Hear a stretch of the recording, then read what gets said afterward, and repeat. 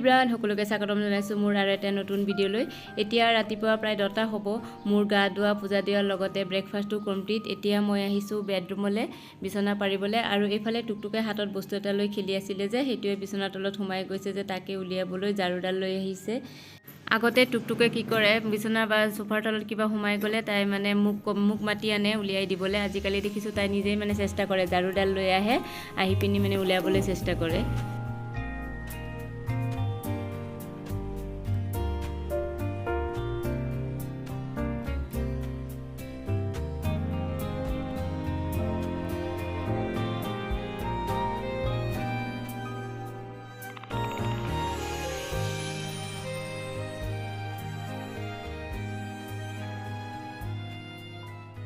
মোৰ বিছনাখন ভালকৈ চাফা কৰা হৈ গ'ল, আৰু আনফালে মই এইখন ৰুমো চাফা কৰি ল'লোঁ। এতিয়া যাওঁ বলো পাকঘৰতে। পাকঘৰখনো চাফা কৰা বাকী আছে। ব্ৰেকফাষ্ট কৰাৰ পাছত চাফা কৰা হোৱাই নাই। আজি অলপ সোনকালেই ভাত বনাম। আজি মানে ফিল্টাৰ লগাবৰ বাবে লোক অহাৰ কথা, পিছত আকৌ পানী নাপাম। পাকঘৰখন চাফা কৰি ল'লোঁ, আৰু এতিয়া ভাত ৰন্ধাৰ আগতে মই তেল অকণমান ঢালি লৈছোঁ এই কাপতে। মানে মোৰ আগৰ যিটো মানে বটল আছিল মিঠাতেলৰ, সেইটো ঘৰতে এৰি থৈ আহিছোঁ যে সেইকাৰণে মানে কাপতে ঢালি এতিয়া কাম চলাই আছোঁ। আৰু এইখিনি আমাৰ ঘৰৰ পৰা অনা মিঠাতেল। আজি বনাম মাছ, আৰু লগতে বনাম কচুৰ লতিখিনি মই আগতে বাছি ৰাখিছোঁ, আৰু এতিয়া মই চব্জিখিনি কাটি লৈছোঁ। আলু আৰু পটলেৰে বনাম মানে মাছখিনি।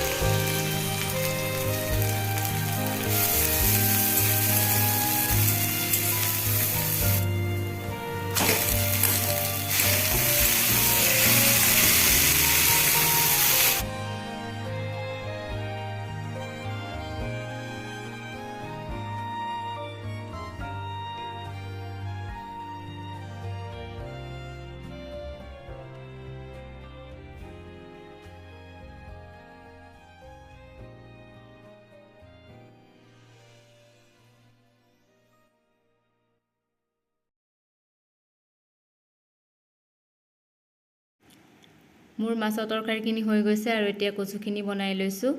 এইখিনি অকণমান ঢাকোন লগাই লগাই বেছি সময় বাজি থাকিব লাগিব, নহ'লে আকৌ ডিঙিত খজুৱাব পাৰে।